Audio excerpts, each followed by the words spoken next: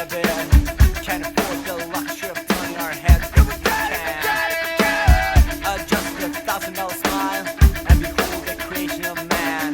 Great words won't cover all the actions.